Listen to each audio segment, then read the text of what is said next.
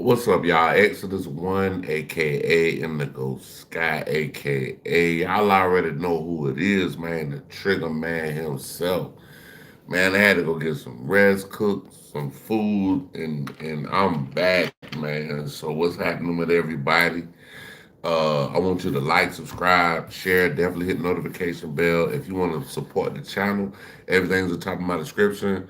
Uh, uh, or follow me on any other platforms. Everything's at the top of my description. With that being said, man, let's get the show on the road, y'all. See what we should have a little something to watch. You were watching a master at work. Let's see what they got going on. They should have a little something for us today. I'm talking about something just ain't right.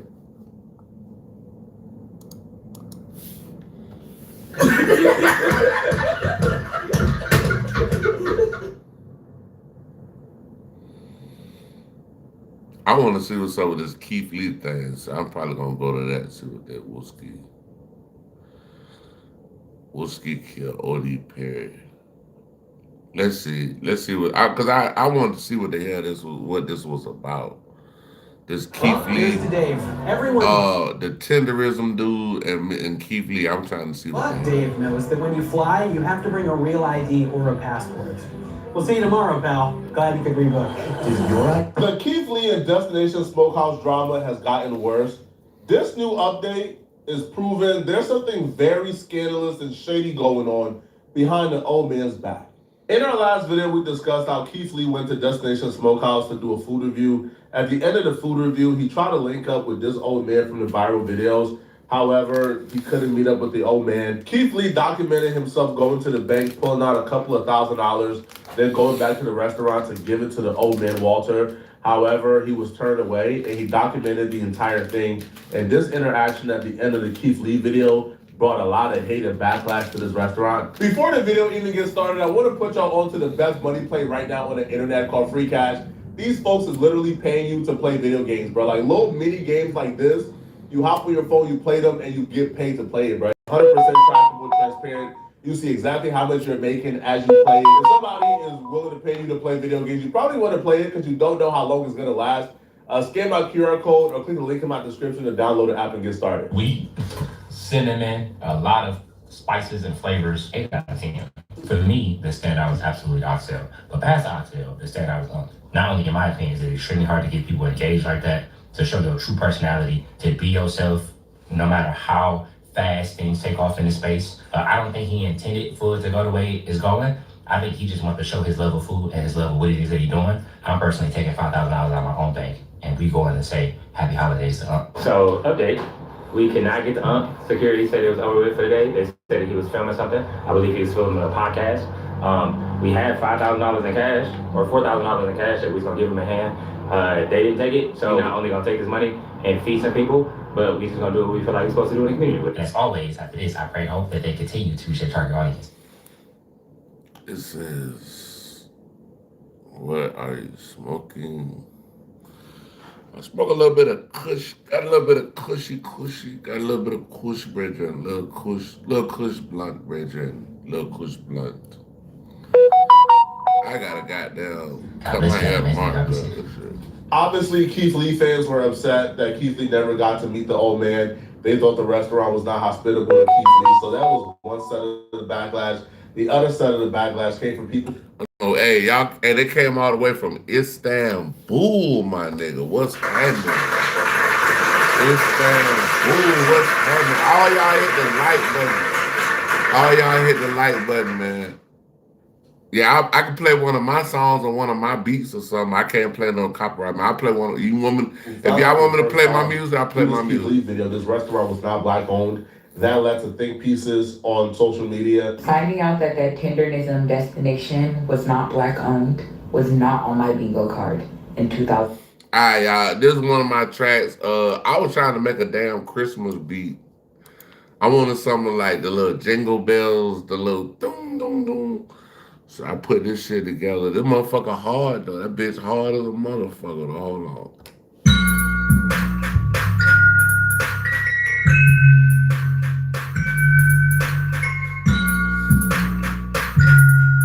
that shit like stadium music.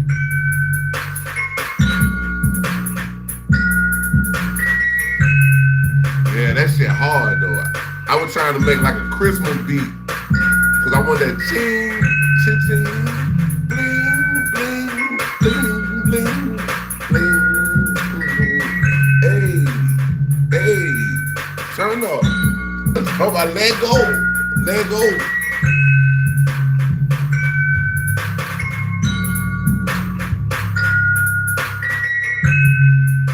That motherfucker hard. That bitch hard as hell. I ain't gonna lie. That bitch, that might be one of my hardest joints I ever made. It said search Killer Bees. It said they got it said they got the bees in the trap. And reparations. For everybody saying, I don't see the problem with it. The fact that this man was able to grow a business is exactly I'm talking about what slaves. brethren. Brother said, Ja Rastafari. I'm talking about Ja, hey, Dread is dead, nigga. Rasta live.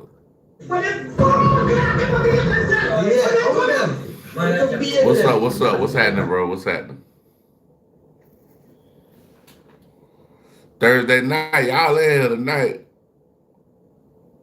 In this country, we picked cotton. We made the U.S. billions, and then they gave us our freedom, and now we're still fighting for reparations in 2025, while every other nationality that has. Bro said welfare's finest.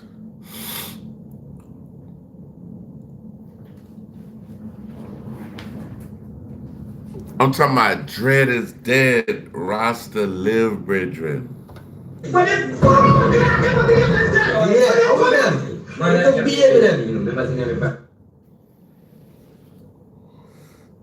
Ever been wronged in this country has pretty much received some type of reparation. In my original video, I completely dismissed what she was saying. I called it nonsense, hogwash.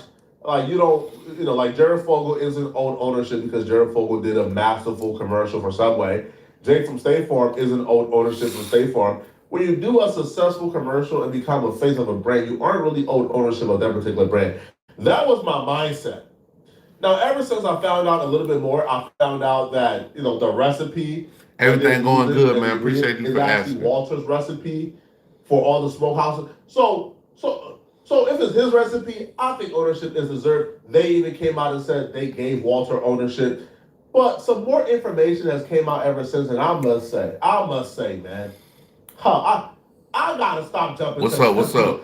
Because hey, all y'all hit the like button, man. All y'all hit the like button. I want to say, if y'all ain't hit it, hit it for me though. People in the comment section who I call lunatics and unemployed weirdos, who was brave enough to say something that's going on here is making me uncomfortable. Somebody said they got into a fight. My discernment is telling me that something is up, and I don't know what, but I just feel uncomfortable. Hey, y'all, don't be fighting, man. Don't be fighting, bro. Like, if you could, not fight, don't fight, bro. Like, it's not even, bro. It's not worth it. I ain't gonna lie to you, bro. You know what I'm saying? Do something safe.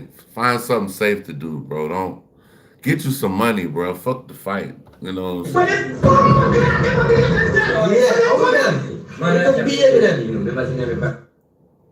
God bless you too. Thank you. Appreciate you. Yeah, man. I don't know how old you is, but bro, don't be doing no goddamn fighting and shit, bro. Stay away from that type of activity, bro.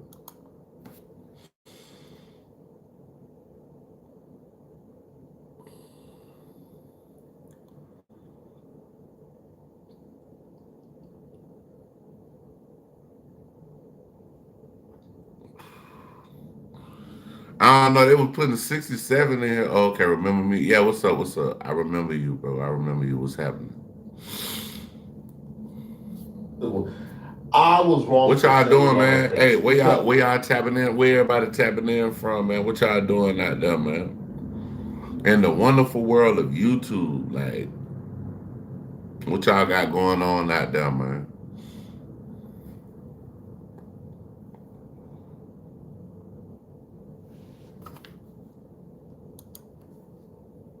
Rahman Rahim.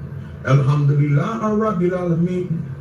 Rahman Rahim. Maliki Yawmiddin. Iyyaka na'budu wa iyyaka nasta'in. Ihdinas siratal mustaqim. Siratal ladhina an'amta The alayhim. new information. I got. You can send it to me on my Cash App. Amen. Yeah, my Cash App in the top of my description. You can send it to my Cash App. That's if you're trying to send me some Bitcoin.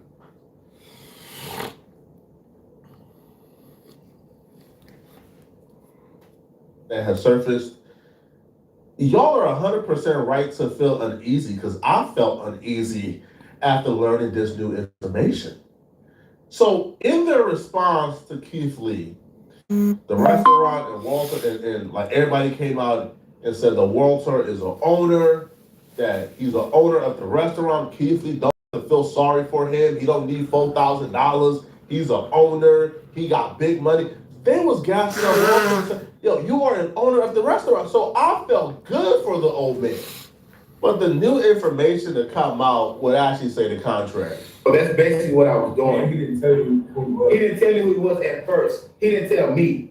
So when he walked up, he told Gio. And Gio didn't know. And Gio didn't. Bruh, how you own a whole restaurant?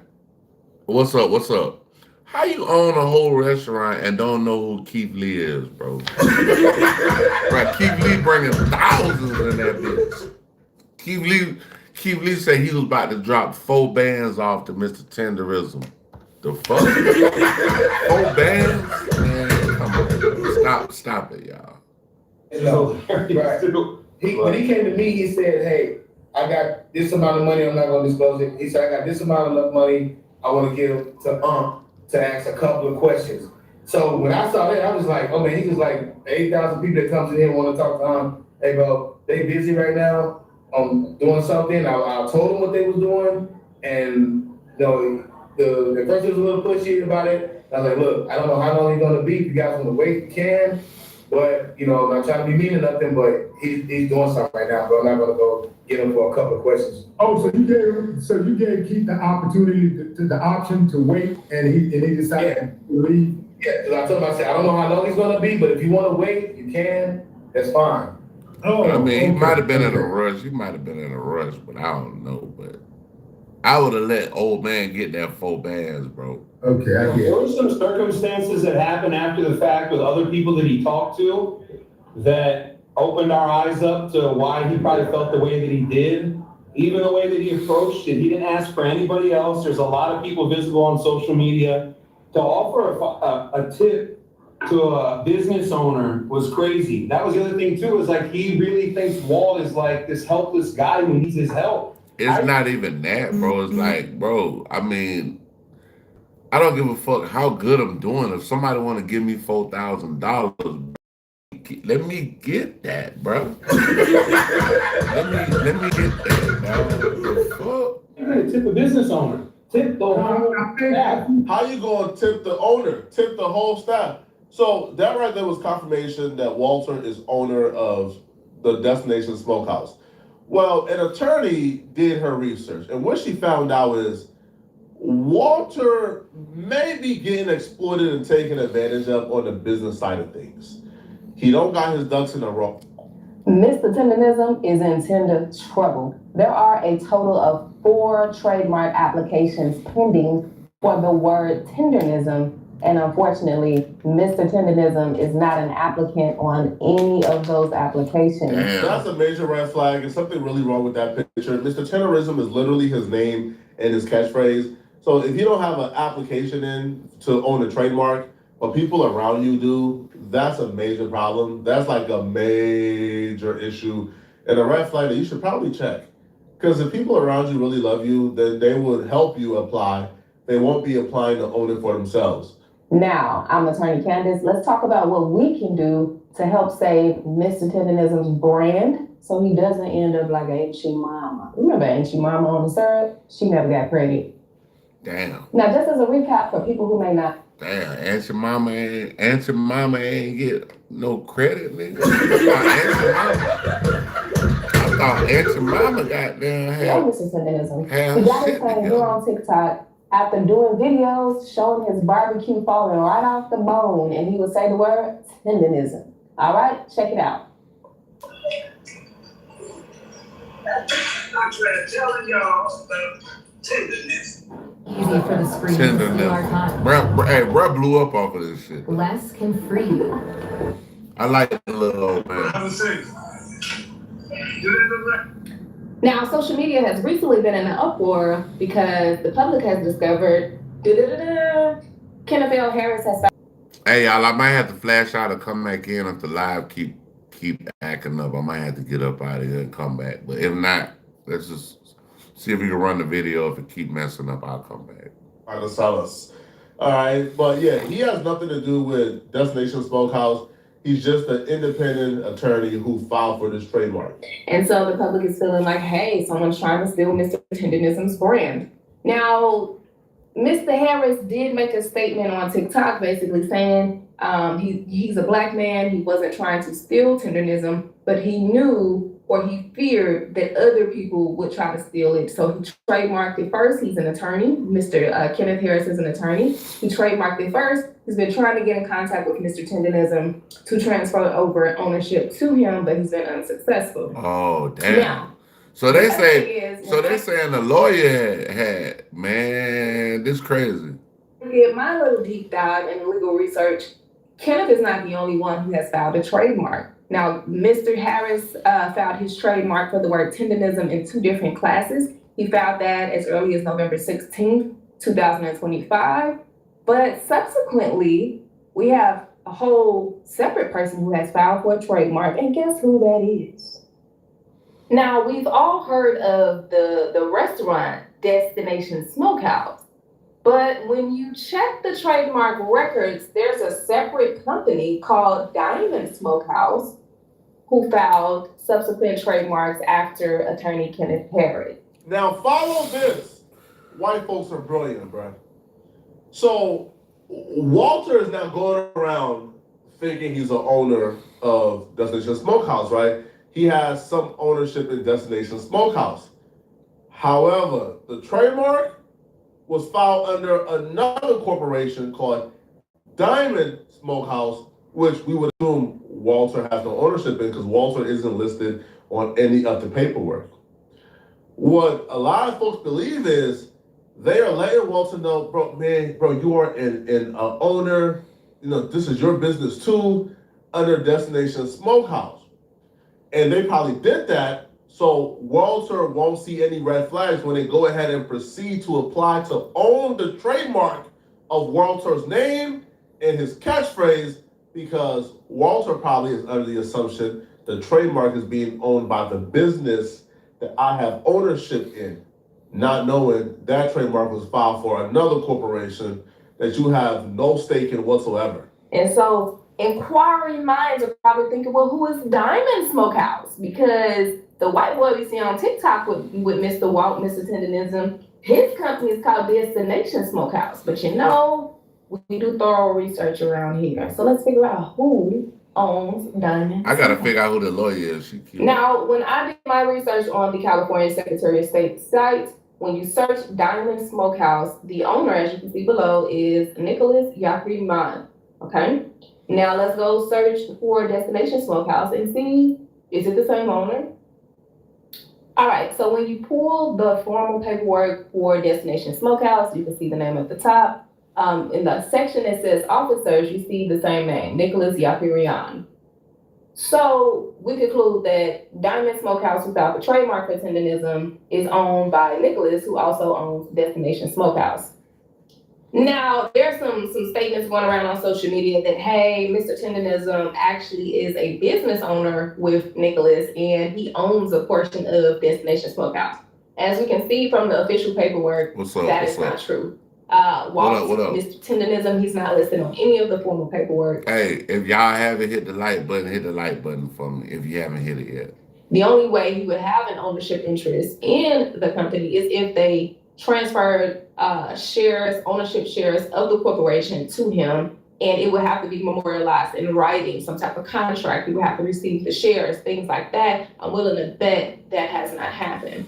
Now, the other thing that comes into play before we get to a resolution is this. Hey, thank you for the love, bro. Thank you for the love. Appreciate you, man. Thank you for the love.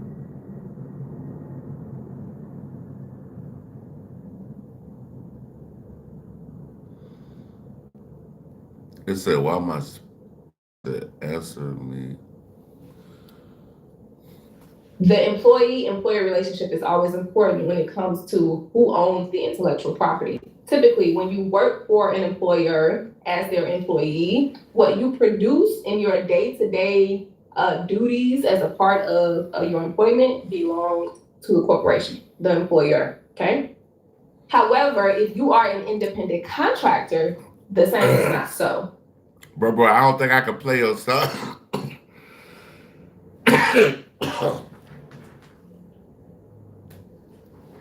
Yeah, I don't think I can play your song, man. If your song is copyrighted, I can't play it on my channel, man.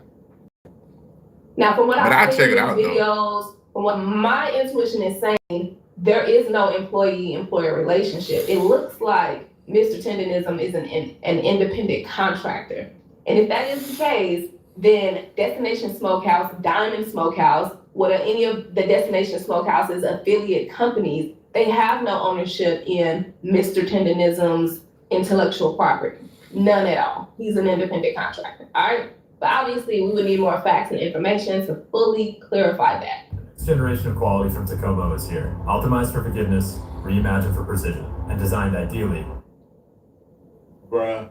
Now, worst case scenario here, I'm talking about worst case scenario, Walter owns nothing. Walter probably got like a revenue share. He got a percentage of the revenue. For example, a 20% revenue share is not the same as 20% ownership in a business. Like, for example, if let's say, I don't know, I get like an editor, right? And I tell the editor, hey, I'll give you 20% of the business revenue. He has a 20% revenue share.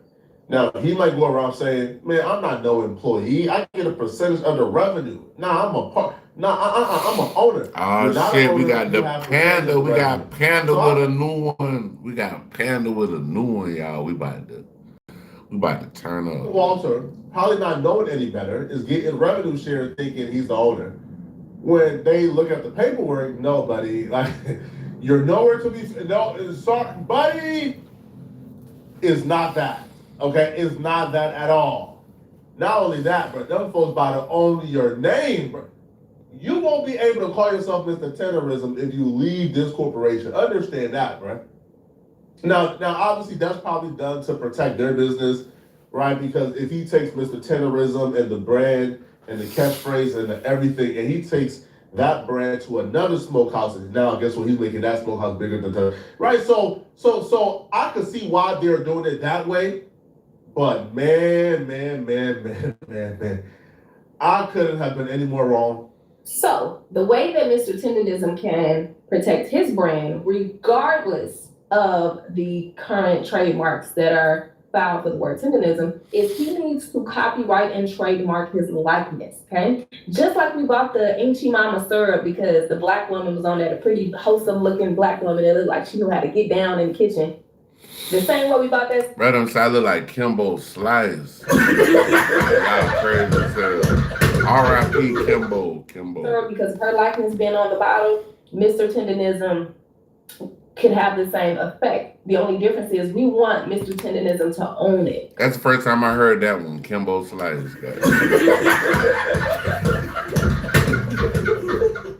Okay, so the way he would protect his likeness and his image is to find his favorite photo of himself, something similar to this, where he got the hat on and everything and the mustache and all the things that we know him for, and copyright it and trademark it, right? And this way, this will solidify his particular brand regardless of the word Tendenism being going through a trademark fight right now. Because you know what? He can slap his photo of himself on any products and we would buy it because now we know, okay, this is his product, this is him, okay? He can slap his photo on a logo for his own restaurant, just like KFC, just like McDonald's. When we see KFC, when we see the old white man with the gray beard and all that, we know it's KFC, okay? And he could do the Hey, when y'all see the old black man with the beard, it's indigo sky. same thing with his own restaurant, and that is how he will save his brand. Right now, where he's at, bro, you got a lot of business owners, a lot of venture capitalists. They are rubbing their hands like Birdman, looking for opportunity to get in business with Mr. Terrorism and start his own restaurant. Like, yo, he won't have to spend a dime of his own money. Yo, my only issue in the last video was you're telling this man to leave people who's been loyal and good to him. Well, now that it's coming out, they may not have been as loyal or good to him as we thought. It might be time to shake, man. All right, let me know in the comment section, what do you guys think about this, man? And if you're still watching this video and you want to watch another good video, then click. There they go with that shit. Talking about I look like the dude off the Roots. Hey man, y'all cut it out, bro. Cut it out, bro. Stop it.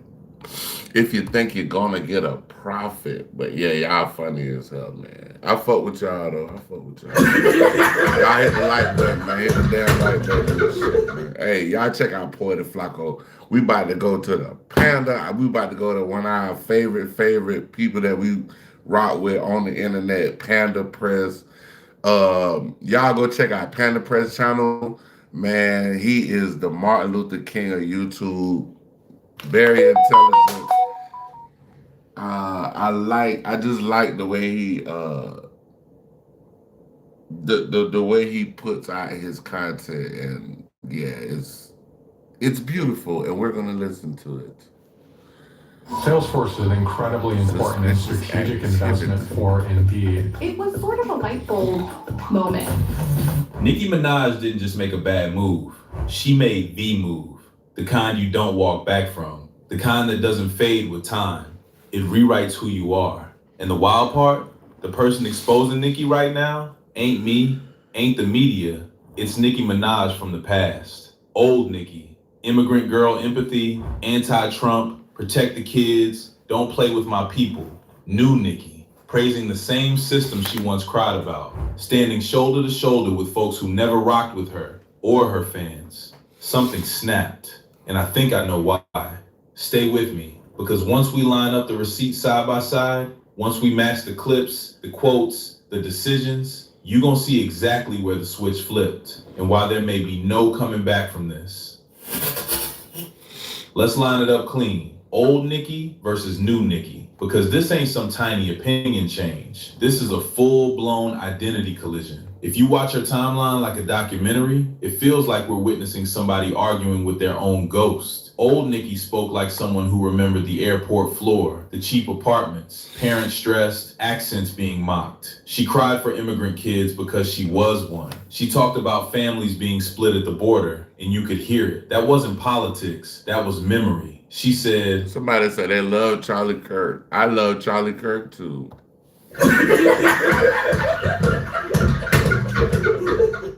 I couldn't imagine being taken from my parents.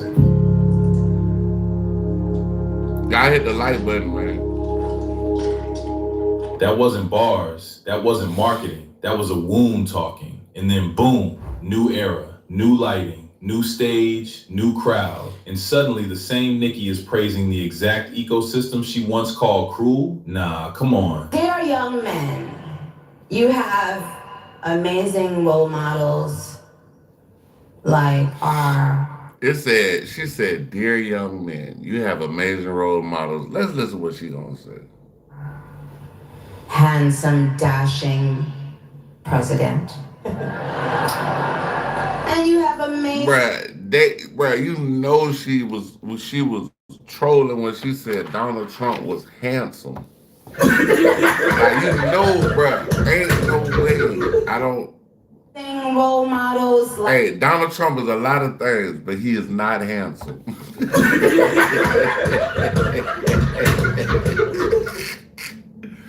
He's a lot of things. Assassin J.D. Vance, our vice president. And when I somebody say that... said, hold on. Somebody said, who is Charlie Kirk? Oh, Charlie Kirk is a young man. He basically was Trump homeboy. He was a young guy, but he used to go to different schools and things of that nature, debating people about certain things or whatever. A lot of things that he said was very triggering to certain demographics of people, especially where I'm from, the black community. But he subsequently he was killed in front of everybody. We seen him lose his life in front of everybody, yo. It's crazy, yo. I mean, it's crazy, yo. Like, my man got assassinated in front of everybody, bro. And the craziest thing, the way they did it, bro, it was like, bro, the man sitting in a tent, bro, it's like thousands of people like that. It's like it might have been about 3,000-4,000 people like that. He's sitting in a tent, bro. The way they set this shot up to hit him, bro, it was, man, that shit looked like a fucking movie or something, bro, the way they killed this man, bro. Like, that shit was unfucking believable, man. Unfucking believable. I have the utmost respect and admiration for our president. Bruh, I think Nikki just wanted a bag and she fucked with these folk because she just wanted a bag. That was it, bro. I don't think she really, really even feel like this, but for her to even go on this, like, little tangent about Trump and JD Vance and just glorifying these guys, I feel like she might have misstepped. I mean, because I ain't gonna lie, y'all, all money ain't good money, bro. Just because they want you to do some shit, all money ain't good money, bro.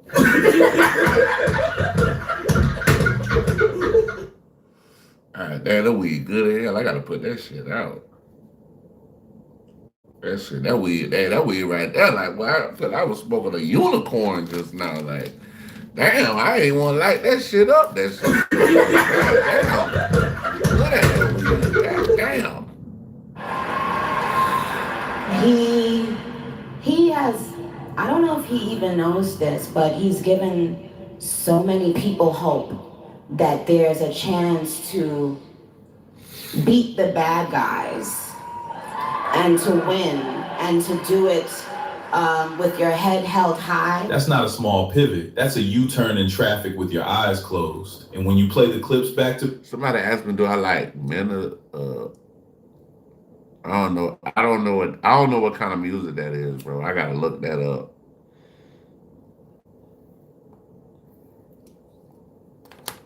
Yeah, I don't even know what that is.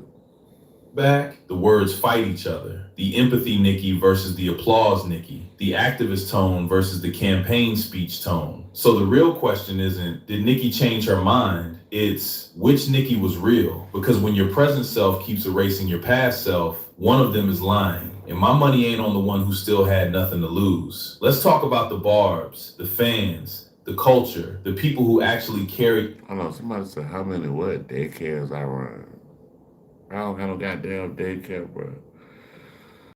I ain't got no motherfucking daycare, man. What are you talking about, bro? How many daycares I run? What?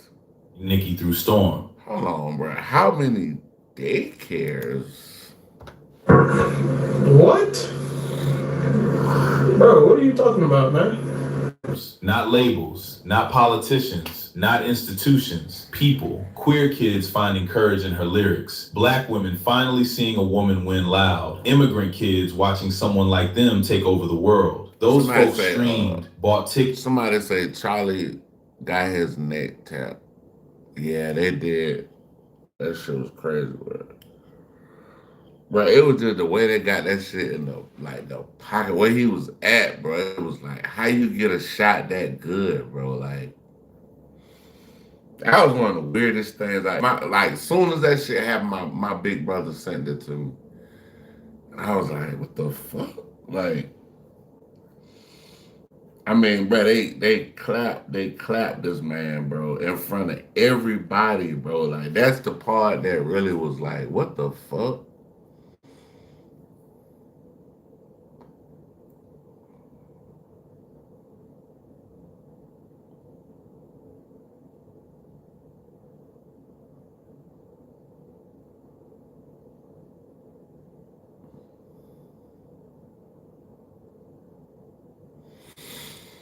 Nah, hey, I like the way that shot was set up, bro. That shit didn't look. It didn't even look like you could have did that from the top of that building. Like they said, that guy, uh, uh, uh, what's his name? Tyler. I think it's Tyler.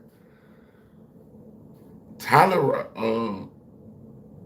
I think his name Tyler, if I'm not mistaken, y'all. But mm-mm, I don't believe it. I don't believe it. I don't believe it. I don't believe that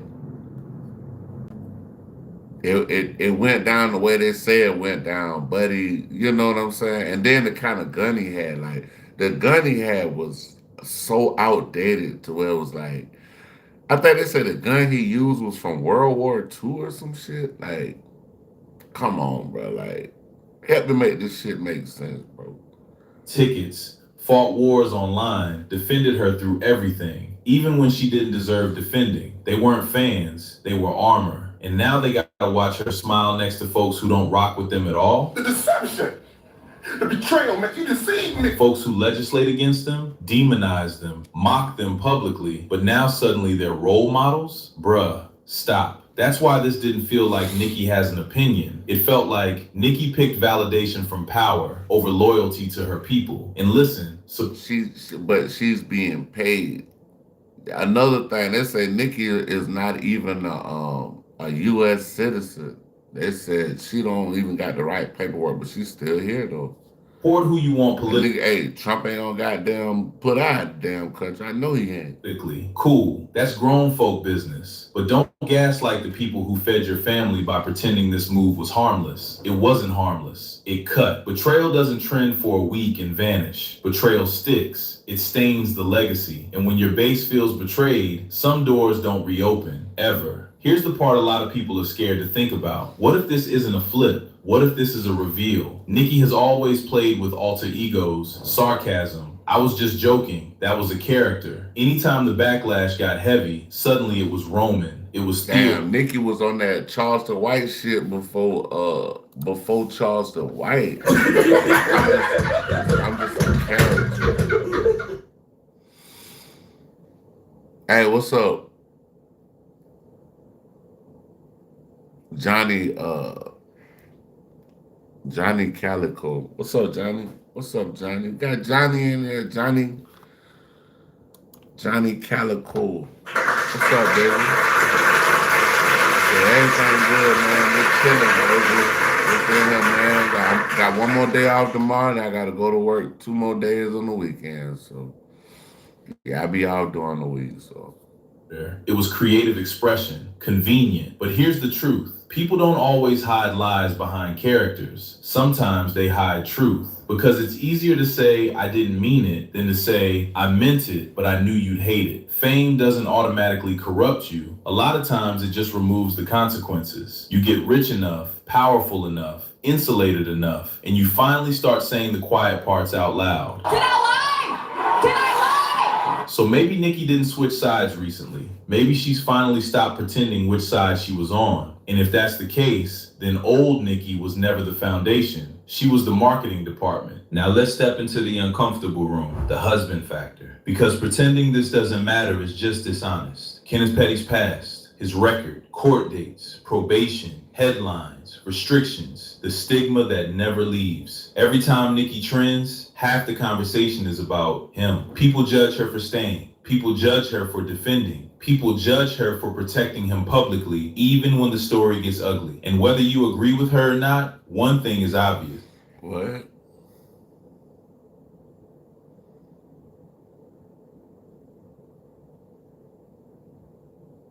The claps. What? Somebody said they had somebody. Hey y'all, somebody here said they had the claps.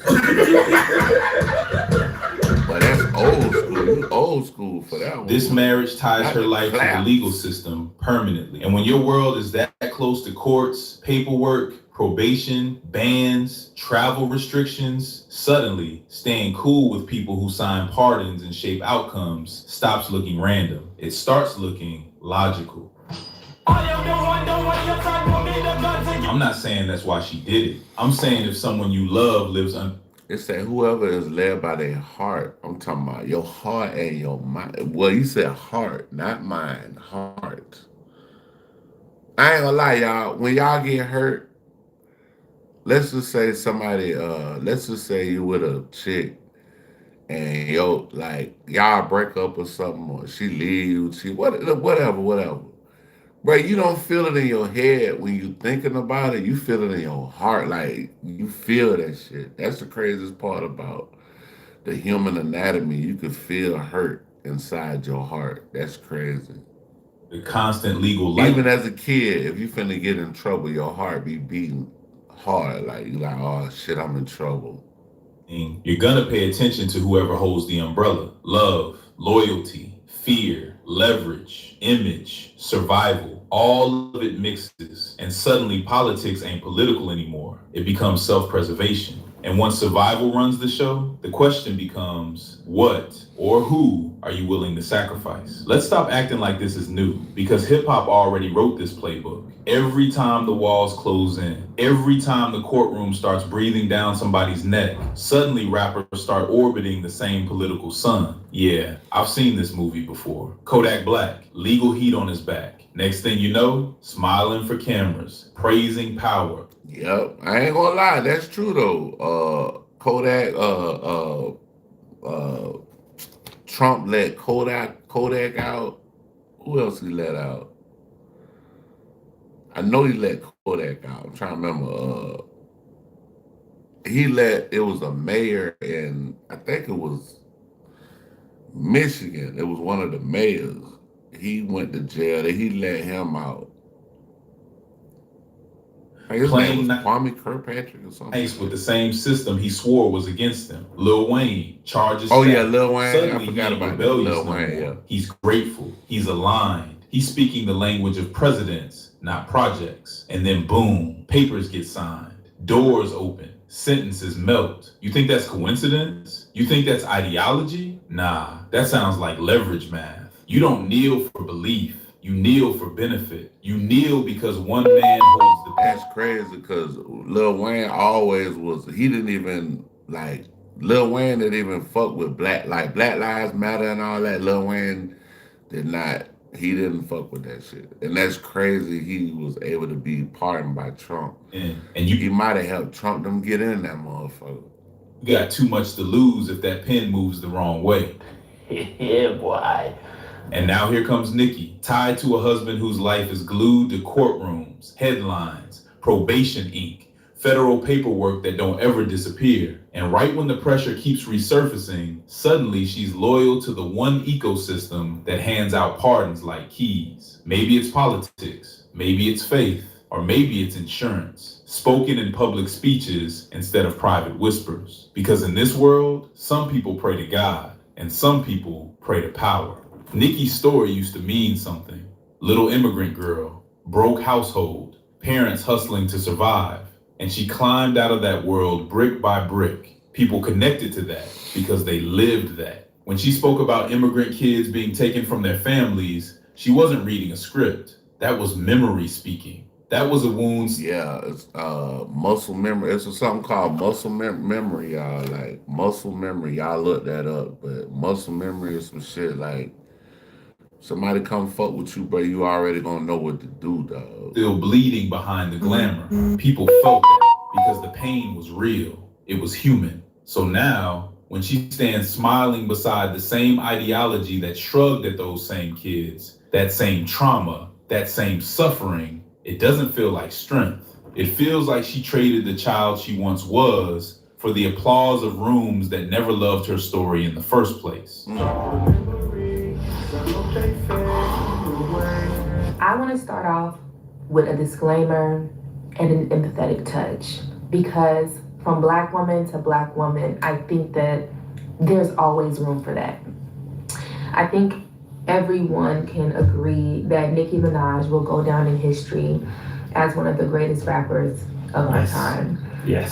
She's definitely gonna be one of the greatest. She golden now. Women She golden. in rap is going to be studied, has already been studied. Yeah. Her style, She her flow, golden. her cadence. Nicki golden. She's definitely golden. I mean, And all the time. the things that she did branding wise, all things that should be celebrated. Yeah. Amazing work. And I think that the experience that she had in the industry as a Black woman, it's obvious that there is some trauma there, and I think it led her to making maybe not the best decisions as it relates to relationship building, which created a kind of distance between I ain't gonna lie, that her little and chick, she cute. and we though. watched She Lifetime cute, man. how I'm talking about, shit. I like that little thing right there. She alright though. She Gucci. She's super cute. all that kind of broke down the fabrics of the relationships between women in rap. And I have a lot of empathy, understanding that this industry is very, very grimy and dirty, and there's really no telling the type of experience that she had. And I think there's always a place of understanding for that. Now that I got my pleasantries out the way, when you go against your own identity, whether that be being a woman, being a part of the LGBT community, being Black, whatever, when you decide to actively go against your marginalized identity for personal gain, i.e. being a coon, you will lose every ounce of respect I have for you. You can't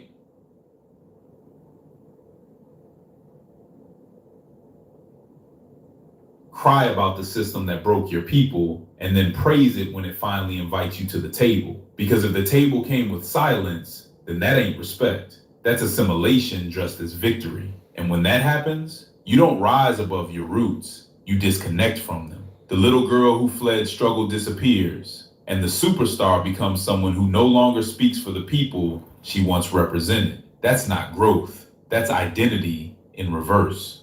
People betray me, and I keep forgiving them. Now here's the twist. Hey, I gotta watch that It interview. looks like That's disaster. the next Lost interview I'm gonna followers, deleted pages, backlash everywhere. But sometimes chaos ain't collapse. Sometimes it's construction. Controlled That's the demolition next of one we the gonna old watch, Nicki, y'all. so That a nigga new Nicki said, can walk out fight for my untouched.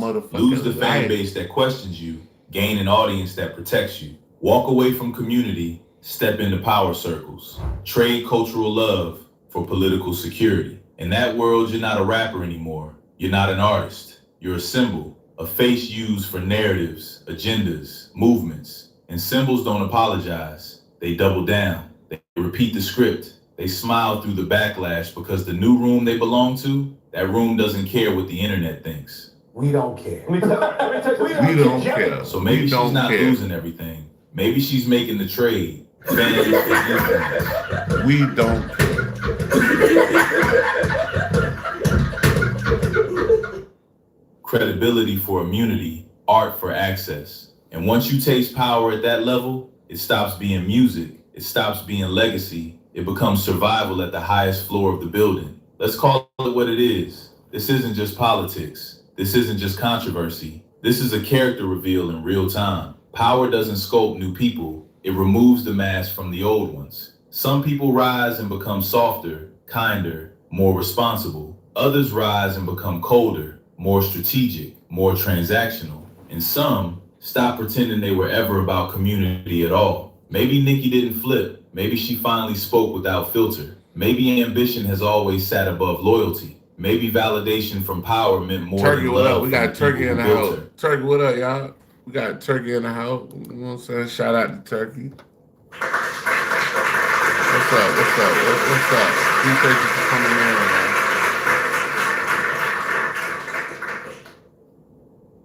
We'll hit the DJ bell for y'all. And when that truth finally shows itself, You don't just lose streams. You don't just lose followers. You lose trust. Wow, man. And trust is the one currency in this world you can't buy back with charts, speeches, features, awards, or politics. Once people realize you weren't standing with them, you were standing above them, the connection breaks. And when a legacy cracks at that level, it doesn't repair, it redefines you. Let's talk about the Barbs versus Nicki, because what we're seeing right now ain't trolling, it's a fracture. The same fans who once treated her like a saint are now deleting her playlists, unfollowing, distancing, saying, I ain't gonna lie, y'all. That's how I did with Drake. But when Kendrick dusted that boy off, I was like, oh my God. Like, I couldn't believe that shit. But you can't play around with certain people, bro. And I don't care what business you in. Like, they in the rap business. You shouldn't have said nobody's family, bro. When he said somebody's family, that shit, he took that shit and he sat Drake ass down. Sit your ass down. Looking ass nigga. Support this anymore. You know how deep that is? These weren't casual fans. These were ride or die kids who defended her through scandals, beefs, drama. I said, I'm a what? Hold on, y'all. Let me read it. Universe, you're doing the same way. That a wave is a function of what the whole ocean is. I don't know what that means, but I don't know if he's trying to say I'm a movement. Hey, he talking about an ocean. I don't know what's going on. Hey, I hope it's a compliment. Bad decisions, everything. They fought wars online for her. They built memes. God damn. Oh my God, what is that? Oh my God, what is that? They built trends. They built her myth. And now they're saying, I loved you, but you don't stand with us anymore. I supported you when the world mocked you, but you walked away from us. That ain't hate, that's grief. Because when celebrities mess up, fans usually say, we'll wait for an apology. But here, nah. Fans feel like Nicki didn't stumble, she chose. And when something feels intentional, forgiveness don't show up. Numbers can bounce back, followers can return, trends can flip. But once a fan base feels emotionally betrayed, that scar doesn't fade, it lives in the legacy. Now here's something nobody's talking about, the silence. Where are the big artists defending her? Where are the peers saying, nah, y'all wrong, Nicki's misunderstood? Where are the cosigns, the solidarity, the public support? They're not there. The industry loves using Nicki when she sells, but when controversy hits, everyone turns into ghosts. I got you. What did I just tell you? Labels quiet, rappers quiet, executives quiet, media personalities suddenly neutral. Everybody benefits from her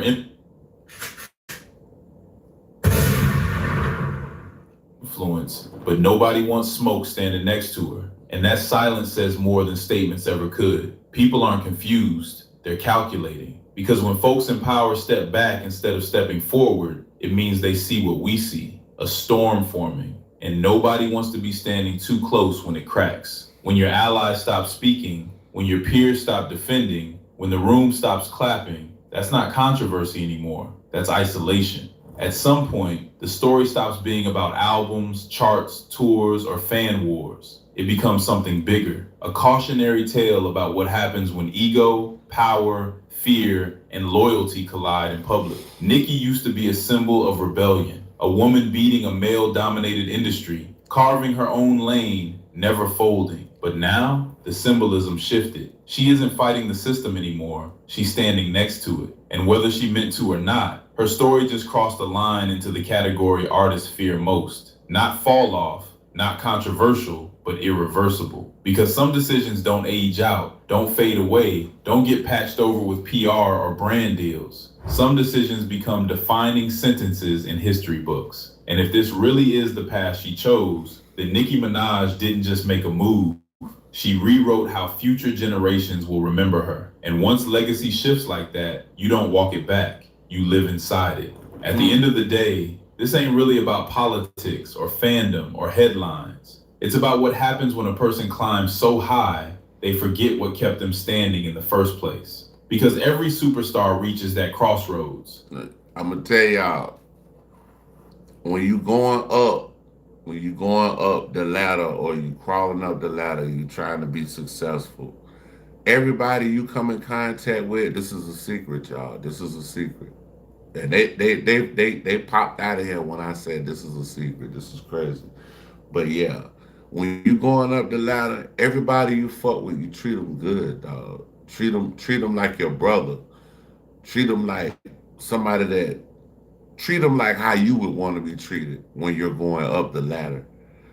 And if you ever come back down, those same people you treated well when you was going up the ladder gonna help you if you ever fail. So, I'm Maria. we're going to the celebrity jump. That was Panda Press we were just listening to. Y'all check out Panda Press channel. We are going to the celebrity jump, and I'm in my Ozempic era. It's orientated by O'Shea Duke Jackson. O'Shea Duke Jackson. What will your Ozempic era look like?